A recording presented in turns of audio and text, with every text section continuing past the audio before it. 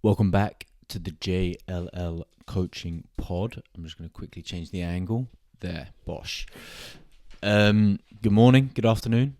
Hope this pod meets you well. There's a cat that's just walking in that's heavily distracting. I don't actually know if you can hear her, but that's the neighbour's cat. She's just walked in. Can I get a meow? That is hilarious.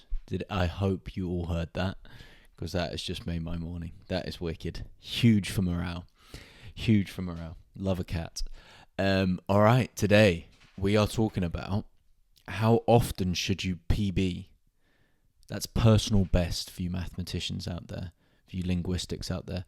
How often should you PB? Should you hit a new number for a certain exercise or activity or running, distance, whatever, as a human being? And this is one of my favorite discussions. Look, I love hitting a PB. I love it when my clients hit a PB. That gets me so pumped up. There's nothing that gets me more excited than when myself or people I work with or friends or whatever hit personal best. It gets me going. It's just an example of like, you've just reached a new level. You're a different human being. You couldn't do that before. You've never done this before. It's a very hard thing to kind of create adaptations and change and be super productive with your training to get these outcomes of personal bests. They're rare. They're a rare bird. They're like a Charizard. And when we get them, it's just huge. And with training, you need to have a way to know it's working. These key performance indicators. And PBs, for me, are it. If you are not getting personal bests, if you're not creating like all-time bests with your training, you should be asking questions why and looking into it. Looking into why I'm not doing that, what else is going on in my life, how important is this to me? So this goes back to why do you lift? I've spoken about this on other episodes, but most people lift because they want to kind of improve the quality of their life in a quantifiable and subjective way. And again, PBing does that. It's similar to getting a promotion at work. You've leveled up and you're getting that acknowledgement from the rest of the world, from the universe, that you've leveled up. So I think it's important. I think particularly for trainers, like you need to be PBing, you need to be progressing. But more importantly, like for clients, 100% as well. I think that comes easier though. And I'm going to dive into why. So we're going to talk about personal best for hypertrophy, strength, power, endurance, all of these great physical qualities and factors involved that can influence your personal best. So I've lifted for 12 years. I've done sport for bloody ages. And there have been periods of training that I have hit loads of PBs. This last 6 months, non-stop PBs, non-stop, in a lot of areas of life. A lot of areas of training, I should say life. But yeah, training is life. So yeah, naturally. So a lot of areas with lifting, with Olympic lifting, with running, I've hit PBs. Leaving that in. A little sneeze to get us going. But the prior year, although I did hit some PBs, I wouldn't say it was the most productive year for training. And that's measured by, again, number of PBs. There were some awesome PBs in there. But, for example, some of the reasons why I didn't hit PBs the year prior, 2023, was injuries, lifestyle factors, we were back in a new country, back in England, new job, so a lot of stress trying to figure that out, different times working, sport, so I was doing a lot of jiu-jitsu, and injuries. My neck, thanks to jiu-jitsu, was in tatters. It was absolutely destroyed. So these are some of the factors that can influence if you're getting a personal best. But I can't preach this enough. Before we dive into the nitty gritty, if you're not PBing consistently, you need to self-assess, you need to reflect on why, and you need to be 100% responsible for your own gains. That is a huge thing, getting PBs and progressing, and if you're not, you need to be asking why. Now, for training, for in the gym outcomes, for KPIs, everything in the gym, I'm not talking about endurance, stuff like that. I'm talking about hypertrophy, strength, and power. These key qualities. We could even break it down as just strength and power, but we'll keep hypertrophy in there just for now. There are two huge factors here. I would say possibly the biggest factor is energy consumption.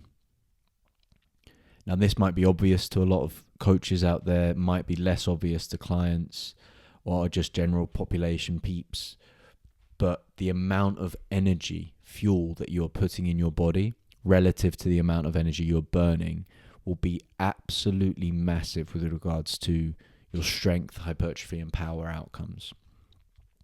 Why is that so important? Because it will dictate the body weight, the trend of body weight. You need to be getting a little bit heavier generally. It doesn't have to be kilos, it can be grams, or at least maintaining, but it's better to be growing in terms of body weight to get good strength and power and hypertrophy outcomes. I can't preach that enough. If your body weight is steadily going up, it really increases the likelihood that your strength, hypertrophy, and power outcomes will be going up.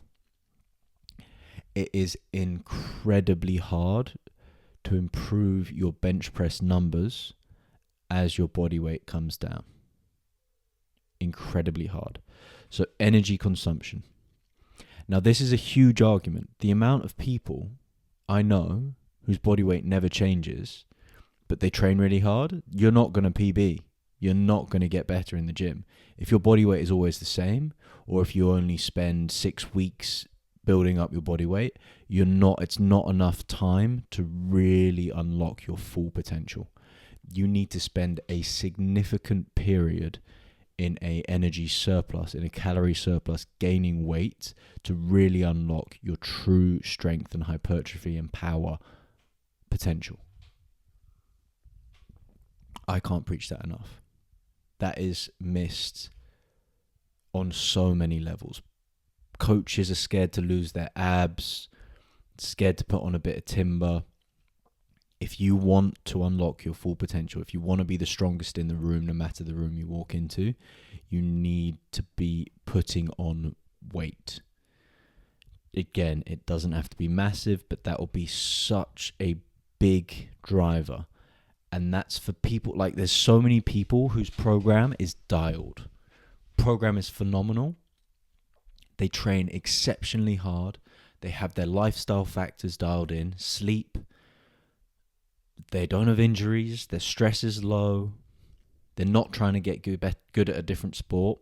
They're just in the gym training, but because their body weight stays the same, they make zero gains. They're not PBing. Now, it is a bit of a psychological battle to gain weight for so many people because everyone's talking about, oh, got to lose weight, whatever. Yeah, I'm talking about PBs here. I'm talking about you changing and adapting as a person and getting stronger for a period of time. You can, of course, cut back and change in the future.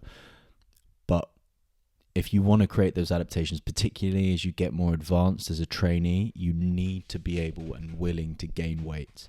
And my argument is now, when you are gaining weight, even if you're an advanced trainee, in almost every single exercise, you should be personal besting. You should be PBing almost weekly. What? Little pause there for dramatic effect. You should be PBing weekly. Every single session, you should either be adding a rep or 0.5 of a gram to every single set that you do. Not necessarily every single set, but probably every single exercise. So a set of each exercise should be PB'd weekly. That's if you're gaining about this 1% body weight a month. That's a really good thing to aim for, really good metric to consider as you're kind of gaining strength, gaining power, gaining hypertrophy. That is awesome. And then you should be looking to PB every single month. Because again, like if you've got this energy surplus dialed in, then you should be PBing every single week, in my opinion. And that goes for hypertrophy outcomes, strength outcomes, power outcomes. If you are not in a surplus, it's going to be so hard to do that. Just think of it logically. If you consume more energy than you need for like just living or for maintaining, you have more fuel to do stuff with. Your body has an excess of things to do stuff with. So that's when you create this environment, this opportunity for growth. When you have an excess source of fuel. If you're just trying to hang on to your body weight, why would your body give fuel to building new things? Why would it give resources to building new things if you're barely surviving? You need to be in an energy surplus. Like I've talked about that for like 5 minutes now. If that's not coming across, I don't know what will. That is mainly for coaches, I think. That conversation about being in an energy surplus, or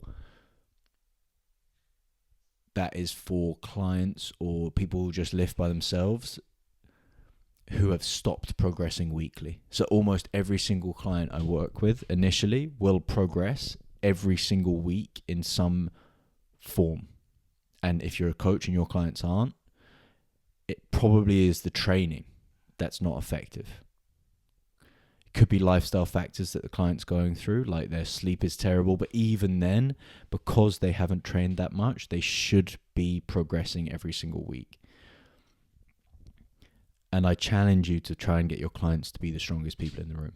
That's huge. That's so big. That's so big. You want your clients to be the strongest in the room, even though they've got busy jobs and busy lifestyles and things like that. That's the standard you should set for yourself and for your clients, to be the strongest in the room.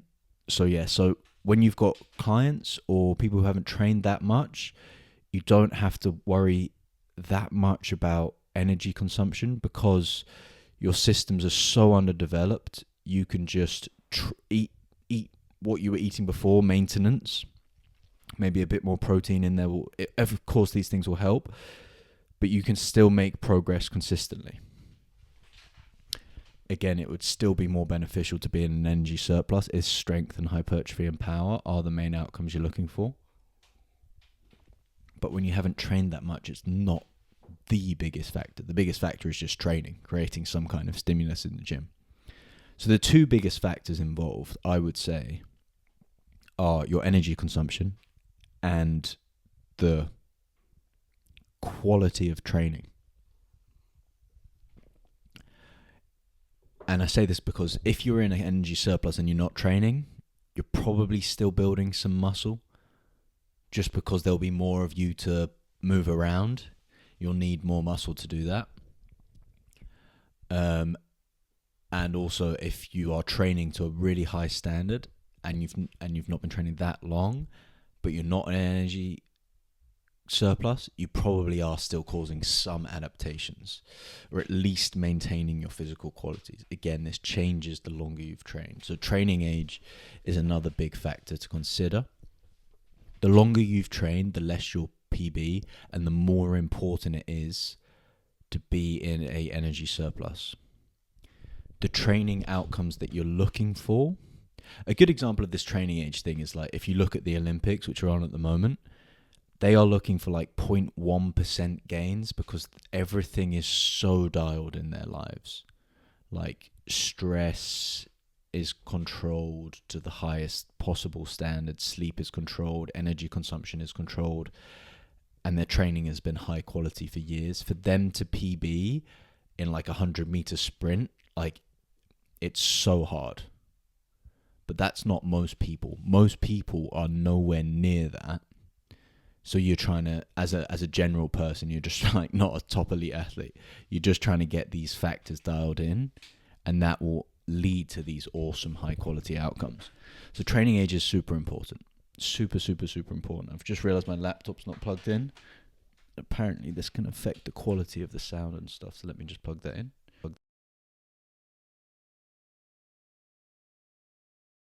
Energy source.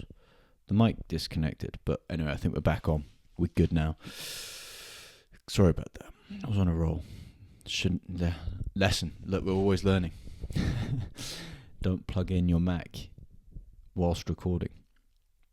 Do it before. So yes, so training age is super important, and as well as the training outcomes. So some things are easier to achieve than others, in my opinion. So the more technical, the more skill is involved, the more moving parts, the harder it is to progress, to get a PB. Just because there's more factors to consider, it's more complex, it's harder to really dial in all the complexities, all the aspects to get those solid outcomes. So for example, it's harder to PB I don't know, like yeah, sports with loads of moving parts. Again, more factors to consider. How often should you PB? Lifestyle factors. So last year for me, loads of moving parts, new job, new country, new social friends, difficulties with relationships, Eleanor living in another country, like just trying to figure it out. It's harder to PB when you've got a lot of stress going on. So if a client shows up and they've got loads of work, today's probably not the day to PB, or it might be. These things are complex, so again, you can still push and see how they're moving. But lifestyle factors just consider things like sleep, how much workload you've got on, relationship stuff, all of this kind of stuff that influences us in every way will influence how often you can PB. Now a big one. Everyone will get an injury at some point or not if you're pushing physical performance. It's just the nature of these things. If you look at the studies, the more hours you do of a activity, the higher likelihood that you will get a injury at some point. You also need to do more hours to PB. So having injuries will heavily influence the amount of personal bests you'll get. Now that's heartbreaking. Same thing again last year, had an injury. And it's harder to push, particularly psychologically, when you have an injury.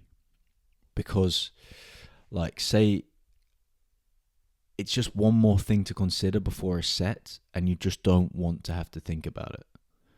Because, oh mate, it's horrible. When your neck's sore, when your shoulder's sore, and you've got to go push bench press for an all-time best, and you've got this consideration, is my shoulder going to fall off while I'm doing it, or is my head going to fall off, or something like that? It's in the way. It's a psychological battle, and injuries just it takes a while. And that's big. That's huge. And I think that rather than the physical injury, for most people, the psychological the psychological impact and influence will be way bigger than the actual physical injury. So injuries are a huge factor with regards to PB. So I've got loads of empathy with people who go through injuries and are trying to push the physical qualities.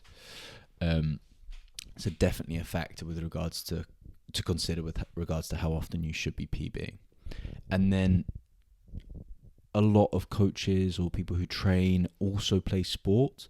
And if the sport is the priority, it's harder, it's less likely that you will be getting personal bests in training in the gym and endurance events because you've got this other thing that's a priority. So you should be PBing very often if the gym is the only thing you do. But if you're doing sport as well, it's a different conversation because that will come first, and you probably don't want to be PBing in the gym. You'd just be maintaining physical qualities for most of the year while you're pursuing that sport. Big one again. So all of these are interconnected. So for example, if you are prioritizing a sport, but you haven't trained that much in the gym, you will be progressing because your training age is lower, and that will have a very positive influence, hopefully, on sport and everything. But if you've been training in the gym and you've been doing sport for a long time, it's harder to get those personal bests. Big one, effort. How hard you're trying. Objectively, proximity to failure. Are you getting in that really low velocity, high force production work for strength outcomes? Are you just having big intent with your Olympic lifts and your power outcomes? Are you pushing the endurance efforts for your endurance outcomes? Effort. Effort is huge for how often you should PB. I love training people who are just like, let's go, who want to push, who want to go hard, who are looking for these high quality outcomes, who are looking to get better as a human being. Effort, and the people who have the most amount of effort will get the best outcomes. It sucks to say, but just giving that little extra 10%, you will definitely get better outcomes. And then quality of training. And what I mean with this is, what is the training you're doing? Does it have a high level of reliability, repeatability with regards to physical outcomes? Does the quality of training, the type of training, with regards to all factors, with your programming, effort, intensity, load selection, exercise selection, if all of those are dialed and can get you and other people repeatable outcomes, it's more likely that you'll PB. If you are doing loads of bullshit in your training that's fatiguing but not stimulating, you will not hit PBs. If you are doing too many warm-up sets or getting too close to failure but not close enough to failure, aka 10 to 5 reps away from failure, like 10, 9, 8, 7, 6 away from failure, if you're doing a lot of sets like that, that will wreck your training. So quality of training is huge as well with regards to PBs. Yeah, and then for me, my biases. So that's it. Those are the factors involved. There are obviously more, but that's the ones I wanted to talk about today with regards to how often you should PB. Now, my bias for PTs is, if you are eating an energy surplus, you're not doing other sports, you should be PBing consistently. And I mean like every month, if not more, couple times a month with certain exercises. Choose an exercise, push that, PB it. Clients, it's like every session, and I've trained people for over years now, and they're still PBing, and they are becoming the strongest in the room.